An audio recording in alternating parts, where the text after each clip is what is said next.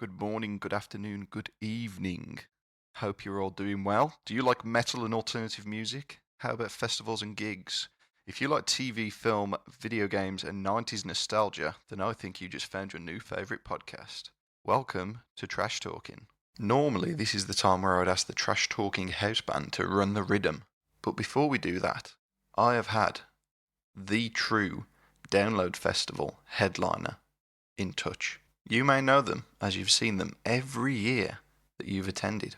When you forgot your sleeping bag, he was there. When your welly just won't stop leaking, he was there. Some say that we should know him as Body Positive Frank, but all we know is it's Fat Frank. That's right, two larger gentlemen, Fat Frank and me, Stu, SMTV, we are going to come together this summer. Frank has been more than happy to provide you guys, my lovely listeners, with a little discount code for your click and collect orders for Download Festival this year. So if you go to fatfrankscampingshop.com and use the code SMTV10, SMTV10, you will get 10% off your total order. Click and collect is open now and will close on the 9th of June at 12 p.m. So go get your orders in and save that sweet 10%. I'm your host, Stu. So today we've got a bloody interesting one. We've got Harry from Defects. They are the band that are opening the Dogtooth stage on the Friday at Download Festival this year. It was a real pleasure to sit down with Harry. Obviously, he's an incredible drummer. Defects really are an awesome band. You should all definitely go and check out. But the main thing is he's a local lad. And of course, we're going to talk about battered chips. So get comfy. If you're driving, eyes on the road. If you're not driving, put your feet up, put the kettle on. Before we jump in, I do need to thank my incredible, truly incredible patrons. So if you're not already aware, I do have a Patreon set up. You can click on the link in the description below. I've got a link tree set up, and you can go there and, just support me and just allow me to continue doing this thing that I truly love. There is only one tier set up at the moment. It is a measly £1. So if you're happy to give a measly £1, please do sign up. I love you. Right, so my patrons. How the devil are you? Shall I shout you out? So a huge thank you to Chris Henderson, Drew Peacock, and upgrade to Download Fest Plus to view this Patreon.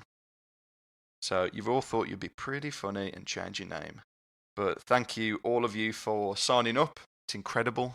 I can't believe people actually want to sign up for this, but I love you all. So if you want to be like these cool guys and get your name shouted out at the start of every episode of Trash Talking, please do go ahead, click on the link tree, and become a patron. So without further ado, should we get into it? Trash Talking House Band, run the rhythm.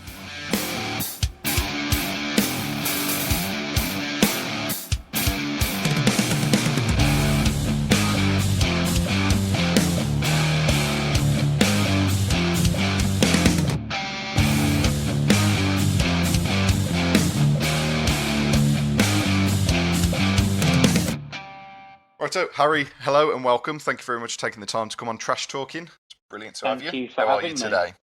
I'm well. How are you? Yes, very good. Very good indeed.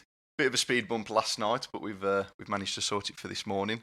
We're here and we're ready to go. Wonders of modern technology, exactly. Indeed. Right, okay, so you're the man with the sticks for the band Defects. So why don't you tell us a bit more about Defects and maybe give us, the listeners, an idea of what kind of genre you most likely fall into? So yeah, we're. I'd say we're just like a metal band, really, that transcend all kind of different. There's different elements of all kind of metal in there. We've got some metalcore in there. We've got a bit of new metal elements and some classic metal elements as well. That's kind of what we go for: big choruses, big riffs, kick someone in the face breakdowns. That's kind of our thing, really. So if those are the kind of things you're into, then yeah, definitely check it out if you never have before. Yeah, for sure. I mean, you're not a band I'd heard of previously before you've been announced for download, but you definitely fall into my, my favourite genres, definitely. I mean, Of course. listening to some of your stuff, I could compare you to maybe like Trivium, Killswitch, Engaged, and Bury Tomorrow. They're the kind of vibes I was getting. Yeah, no, for sure. I mean, that's definitely, we take all elements from those different bands. I mean, we love every single one of those bands you mentioned, Yeah.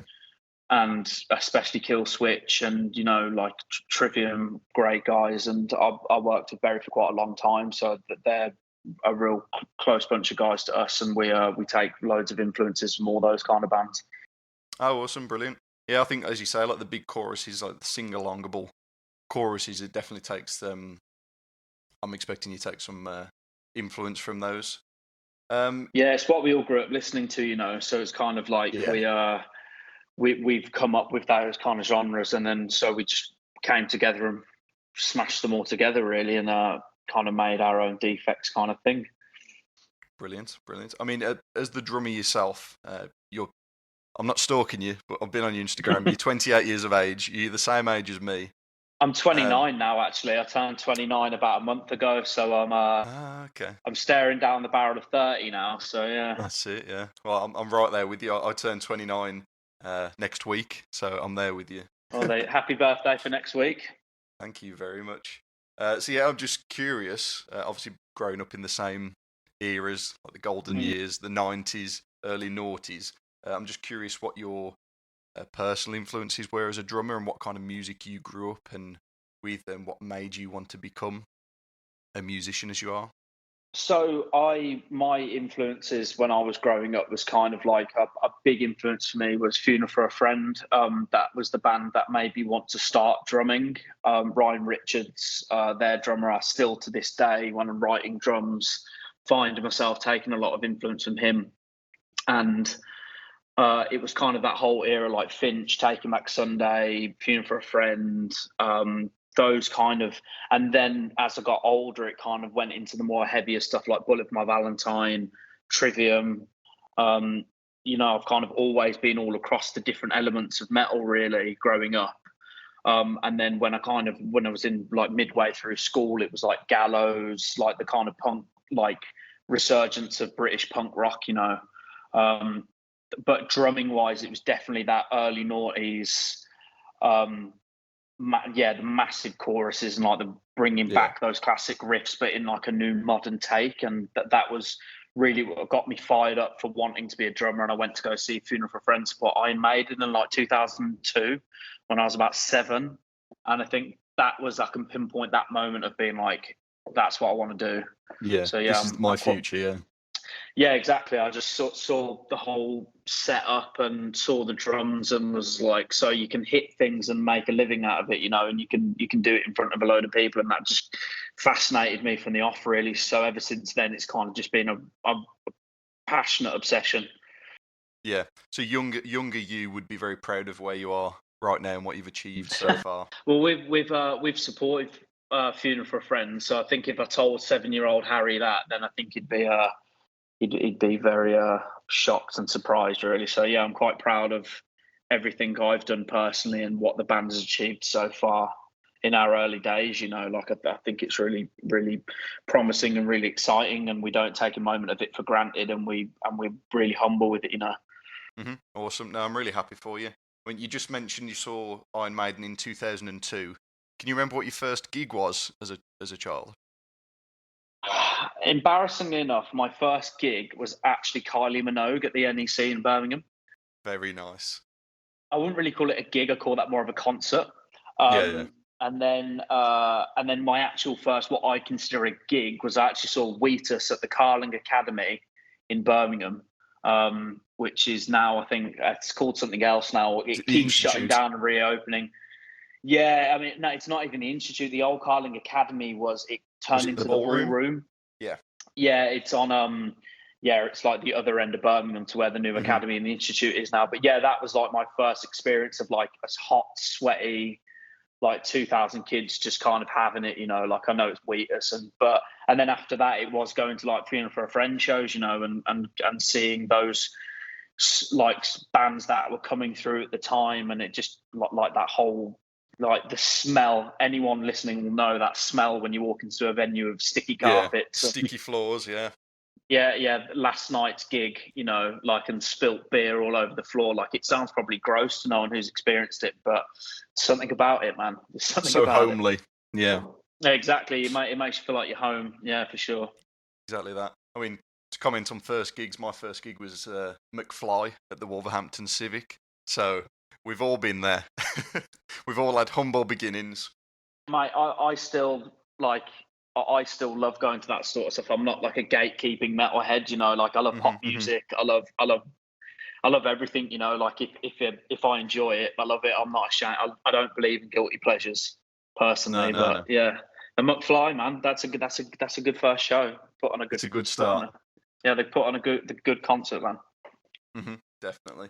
Well, I've just obviously we've mentioned you are local previous to starting, so you're a local lad. You're from Birmingham. I am indeed. Being from Wolverhampton myself, I've written down here just one question, and the answer is going to be pretty detrimental to how the interview continues. So, normal chips or battered chips? Battered. Yes. And I know it's a North Birmingham yam thing. And I actually didn't try orange chips, as they're called, until a few years ago now, when my brother-in-law was like, "You've never had battered chips before?" And I was like, "No." And it changed my life, because whenever I'm on tour and I've been away for a long time out of the country, the first thing I get when I'm home is fish and chips. So battered, normal, whatever it is, as long as there's a fat piece of cod there, I'm absolutely fine with that, mate. Happy days, brilliant. Well, I wrote here, I said, if the response is anything other than, "Oh my God, orange chips are the best thing ever," I was going to end the interview, so we can continue. That's great news. We can move on. I think we're on the same page with that one. They're goated. So, okay, keeping with the locality of yourself, being from Birmingham, you've grown up, you've seen these bands in the venues that we've already mentioned. Have you been able to perform at any of these local venues, and a bit of a pinch yourself kind of moment where you look into the crowd, maybe? Oh God, mate. Yeah, I mean, I've been very lucky to play pretty much every venue. I've done the Flapper. I even did the Plug, which is that little room next door to the Institute on in Digbeth. I've done the Institute, every floor I've done Institute 2. I've done the third one on the top floor. I've done the bottom one. I was lucky enough to do the main stage at the O2 Academy with Funeral for a Friend. That is something that was my last tick off in Birmingham. That was a very much like, I saw a Day to Remember open there for Bring Me the Horizon, when they were on their second album campaign years ago. And there's been many pinch yourself moments, like being a local lad and growing up and going to these places and seeing your idols there, and then you're the one there. It is a very much like a proud Brummy moment, and I know my parents are very proud of it as well, because their first date was going to see the Clash at the O2 Institute in the late 70s. So it's definitely a full circle moment for me, being able to play those venues. Oh, awesome. Yeah, and for them to see you on that very same stage that they, as you said, the second day, that's got to be heartwarming for them, definitely. Yeah, they've still got the ticket for it, and we've got a little picture of it over there, so it's just kind of like it was a big moment, Whilst we're on venues, what is the venue that you've played that you've been like, I can't believe I'm stood on this stage at this moment in front of this crowd? For me, I think there's two. So the first one was when I was lucky enough to do Brixton. That was in my old band though. But that venue in general, like, to anyone really, that is like it's such a pinnacle of the music career and like the music industry, like throughout every genre. Like if you've done Brixton, it's a big thing. And then I also was lucky enough to do Ali Pali with Bullet My Valentine. Oh, nice. That was a really big moment, really. It's kind of, because you hear about these kind of venues being, I mean, Alexandra Palace is like, huge. goes back to the 1920s. Like, it's got so much British history in it, and to be able to step foot in there, let alone step foot on a stage in front of like thousands of people, is a real moment. And it's the same with doing festivals like Download and stuff. It's such like a momentous name behind it, that to be able to go down in history as being on that lineup for that year is such like a pinch yourself moment. And as I've said previously, we never take anything like that for granted, and we're always know how lucky we are to be amongst those bands who have done it. Yeah.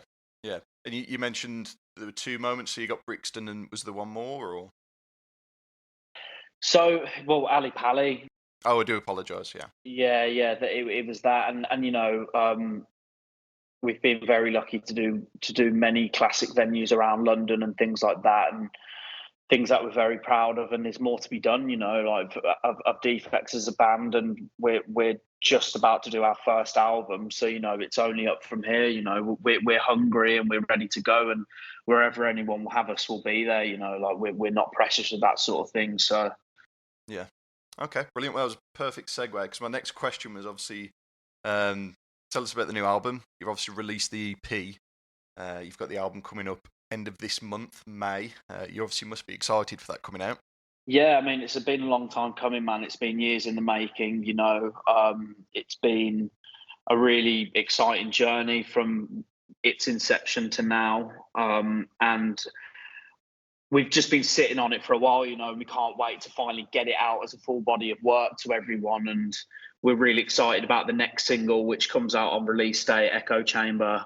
We're really excited to show that to the world, and yeah, just hopefully wherever anyone will have us, going around and playing it to the masses. And yeah, it's really personal to all of us. We really put our heart and soul into it, so it's a big moment for every single one of us, really.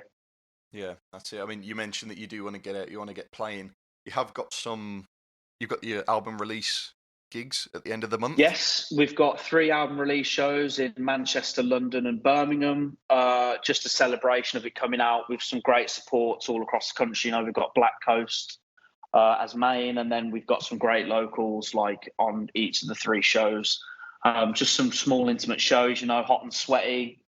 Got some exclusive merch and stuff, and just a celebration of what we've achieved from the start till now, and to get together in a small room with a load of people and sing our hearts out, and just really take that on board. Yeah, no, brilliant. I look forward to it. I've got my ticket for Birmingham, so mate, see me there. Man. That's the old hometown show for me. So yeah, we'll get a beer and we'll properly celebrate being Brummie. Yeah, man, sounds good. I'll bring the chips. Oh, please! Like, that will be an absolute must for me. You So can't get in without them now, basically. Oh, is that it on the door? It's like showing an ID now. Yeah. Absolutely. Unless you've got a pack of fresh orange chips, you ain't entering the building. Perfect. So as mentioned, the EP, we've got 6 tracks there. Are you able to divulge how many more tracks we can expect on the album?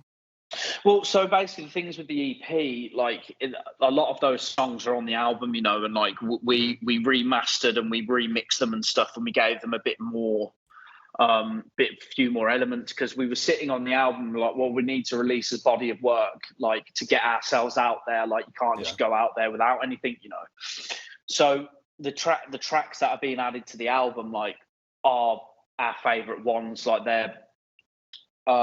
I'm really excited for people to hear a particular song, Another Heart to Bleed. It's a really emotional song. Same with Echo Chamber, it's got some real depth to it lyrically. Yeah.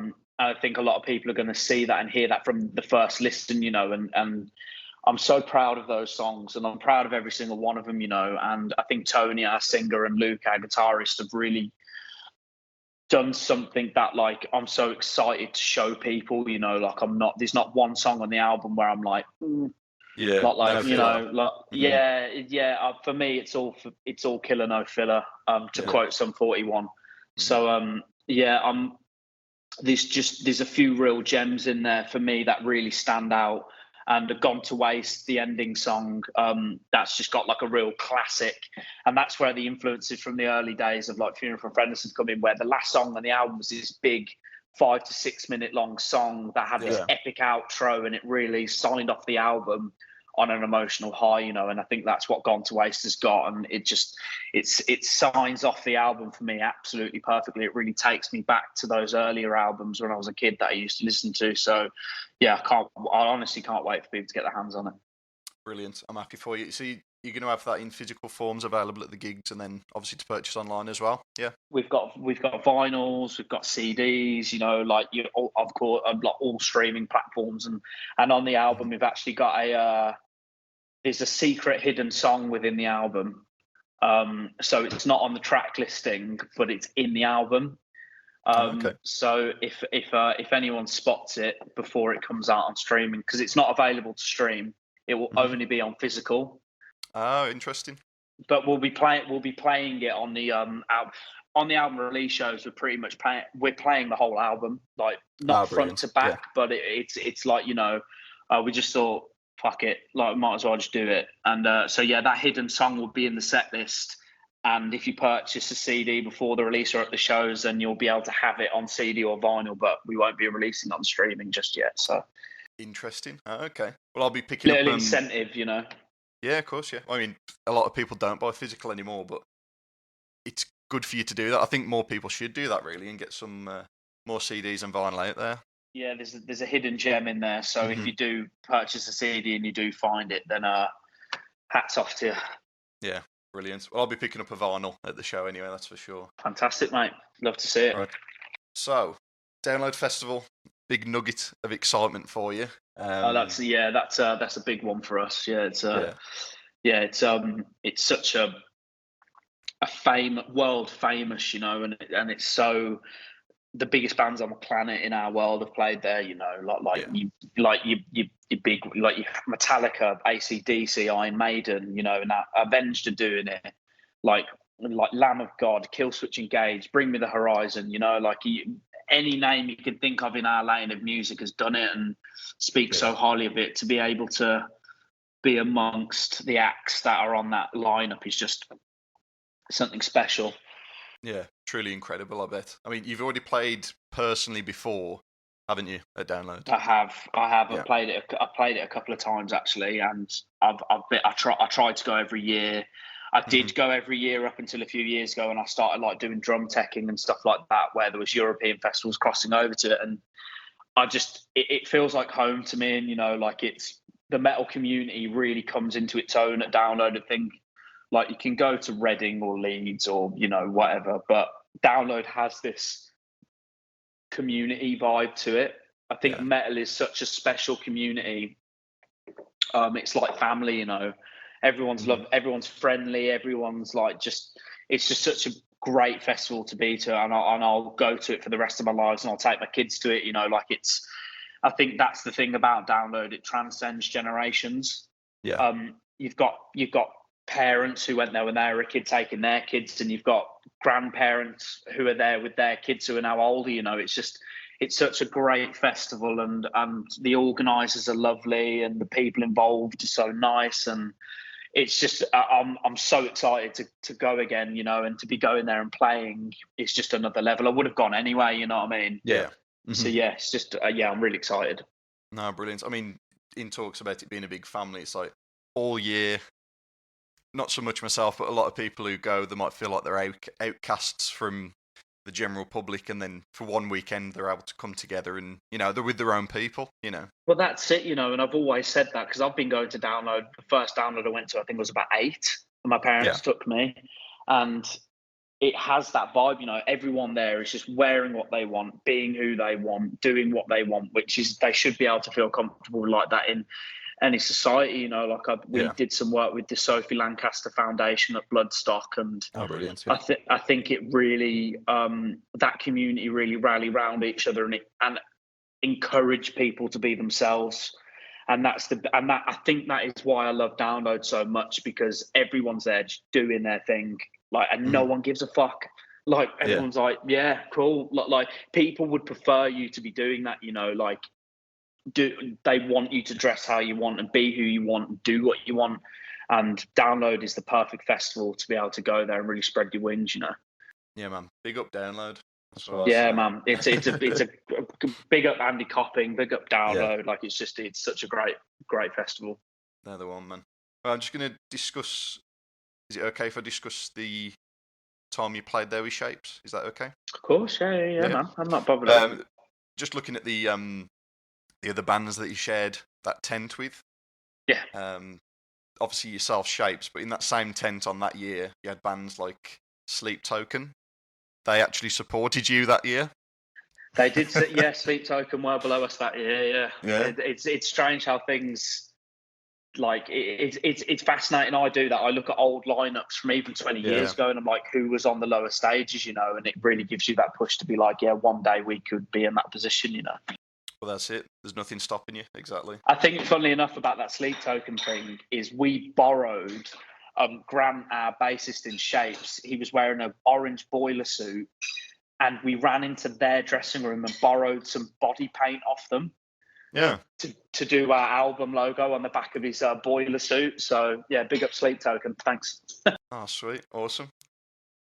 So you had Sleep Token, yourself, Malevolence, Knocked Loose, and then headlining that tent that evening was Diarte's Murder. I mean, yes. On about pinch yourself kind of moments to be sharing the stage with those kind of guys it truly has to be incredible. I'm sure. Well, that's the thing is like that is. I mean, festivals would bite their hand off for that lineup on like a main stage or like a second stage now, like it's especially with Sleep Token and Malevolence on that stage, and Knock Loose. I mean, those are three bands at the moment that are literally taking our world by storm. That are just probably the three biggest bands in this kind of area at the moment, and it is really, because you look back at that and go, fuck me, were they on that year? Like, that's crazy, like it's. Yeah. So yeah, it is bizarre, and to be in the middle of all of that and not below it is again another moment where you're like, Jesus Christ, because you don't clock it at the time, you're just having fun and you're just enjoying yourself and you're in the moment. And now, because I didn't even realise, until you've just said. So yeah, it's pretty crazy. Yeah, I mean, looking back as just someone who attends, me and my wife went that year. I mean, we've gone almost every year since 2012, really, but going that year, and I look at that now: Malevolence, Knocked Loose, Diarte's Murder, Sleep Token, Shapes. We must have come and saw you guys, because at the time, Shapes, you were in the constant rotation of bands that I was listening to. But to look at that now and not even realise that they were there, but now them being my favourite bands, is ridiculous to look back on. Yeah, well, that's the thing. Now you've said it, and like just even like those three bands, those four bands, it's just like they're all such massive players now. Mm-hmm. And like big up Malevolence, like doing the North Proud and all that stuff. Like, and Sleep Token's absolutely smashing it wherever they go in the world. So yeah, I mean, they're about to do 202 Sleep Token, and that year they were playing below us. Like, it's just it really does show you that if you put in the graft, that like you can make the dream work. Yeah, exactly that. On about sharing the stage with such big names, you're due to go on tour with Of Mice and Men. Oh yes, back with the boys, like we did their tour at the end of last year, and like we were more than happy to come back and oblige them for some in between shows of Download and Grasspop in Belgium. I'm very excited to see those guys again. Some of the nicest dudes I've ever met and toured with. Yeah. Like, they're just such a pleasure.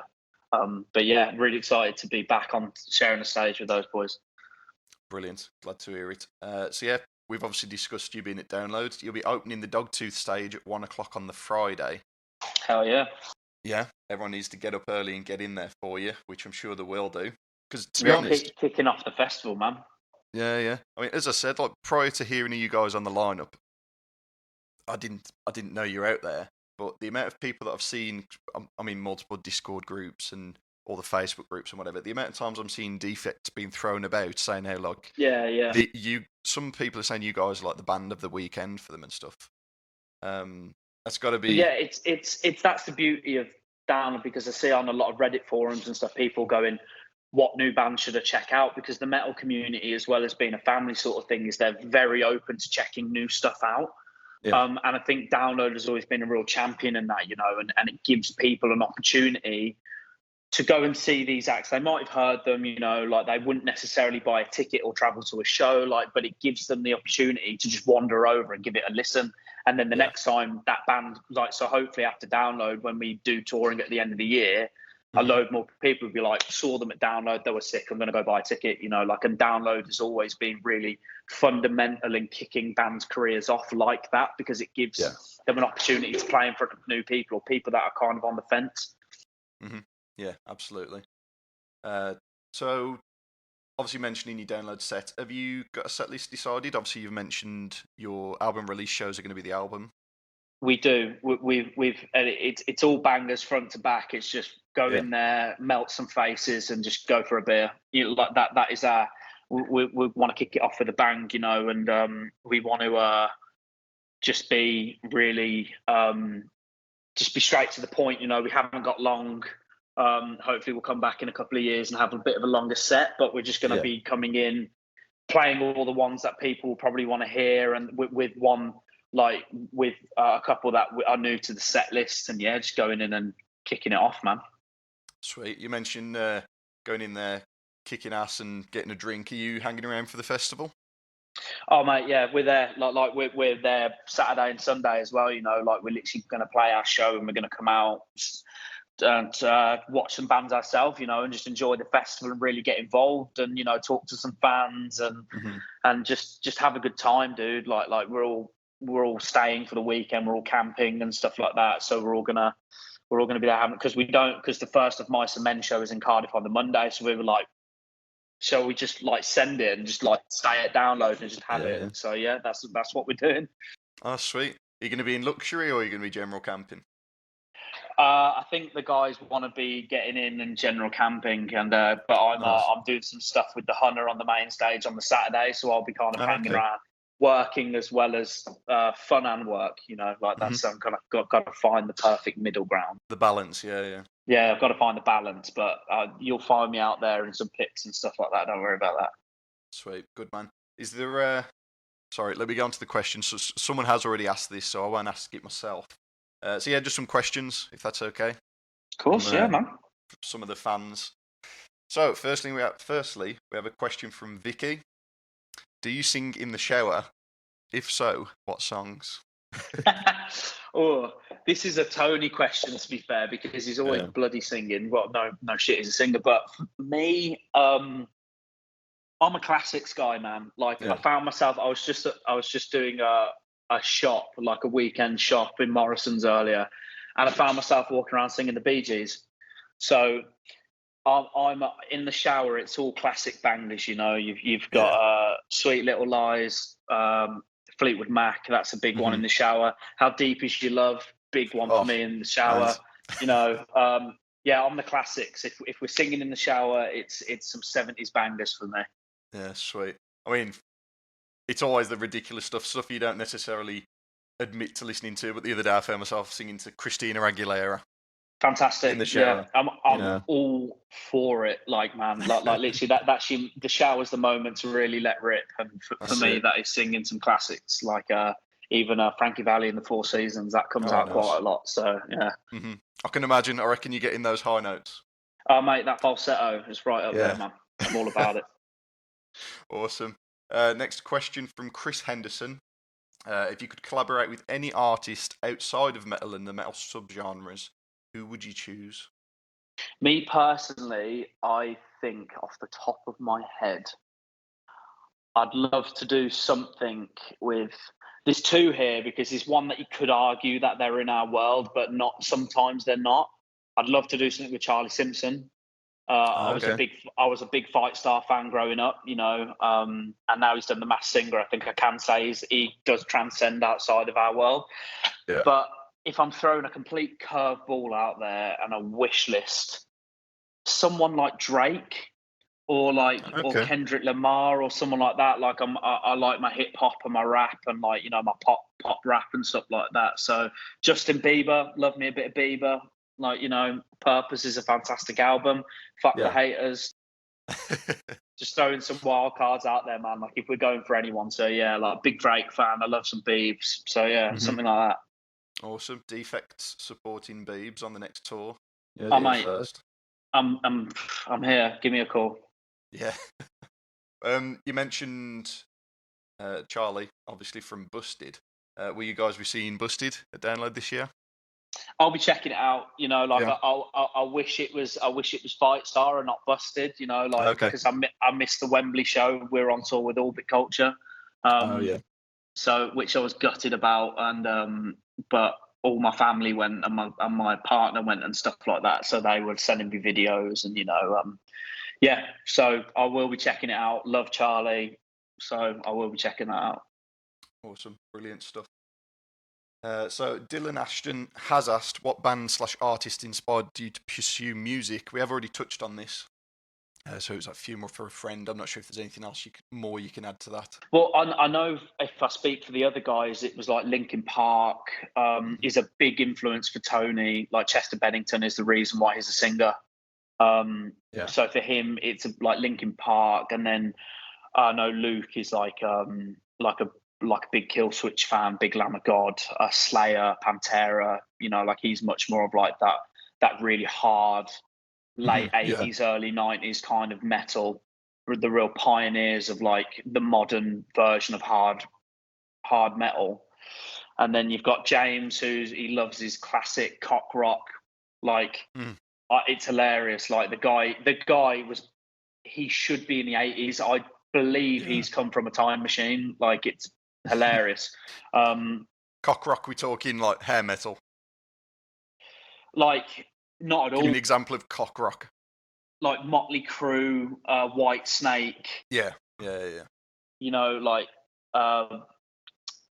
fucking Def Leppard, like like all that kind of '80s LA strip kind of avocado in your pants kind of shit. Yeah, got you.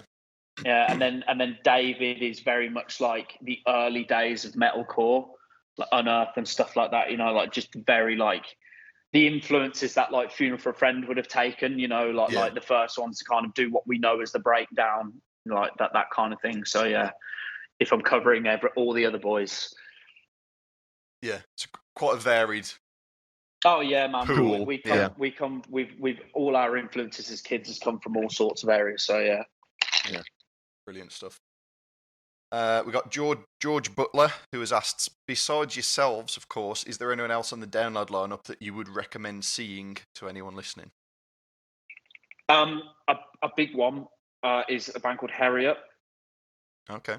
If you Debbie, their singer and guitarist, is like a close friend of mine, and she kicks ass, man. Like she can riff, she can scream, like she's awesome. So yeah, check out Harriet. They put on a cracking show, and I'd highly recommend them. They're Debbie House from Birmingham as well. So she's got that yam yam accent going. So check them out if you're looking for something new and you haven't heard of them. Go check out Harriet. Awesome, brilliant. Okay, so we'll wrap it up if that's okay. Yeah, man. Yeah. Right, yep. So it's been a pleasure to talk to you. Got to wrap up at some point, so we are going to do that with a few quick fire questions, if you don't mind. Let's have it. Come on. First thing that comes to mind, yeah. Yeah. Okay. What was the name of your first pet? Spiky. Spiky. What animal was Spiky? He was a beautiful black moggy. He was a little black cat, and he was my world. You are a cat man, aren't you? I am an avid cat man. My cat is around here somewhere, and she is my life, and I would die for her. That's awesome. Next question.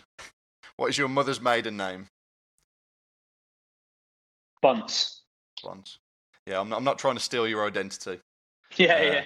That's a security question, that one. Yeah, we could easily pass off as a first meeting of the Skin Fades and Beards Anonymous, though, I must say. We both got the memo. We have both got the exact same haircut, yeah. If you ever need a step in, I'm shit at drums, but if you ever need anyone to step in, let me know. I'll give you a call. Favourite takeaway? Fish and chips. Good man. Beers or cocktails? Cocktails. Favourite cocktail? It's a hard one. Favourite cocktail? Bloody Mary. Bloody Mary, interesting. Biscuits or crisps? Crisps. Favourite crisps? Squares. Salt and vinegar? Oh, every day. No, Legend. miss me with the rest of them. Come on, let's be sensible. Perfect. Brilliant. Well, that's where we come to an end. So Fantastic. thank you ever so much for coming and joining me today. It's been a pleasure. Yeah, man. Look forward to seeing you guys at the end of May at the Asylum in Birmingham.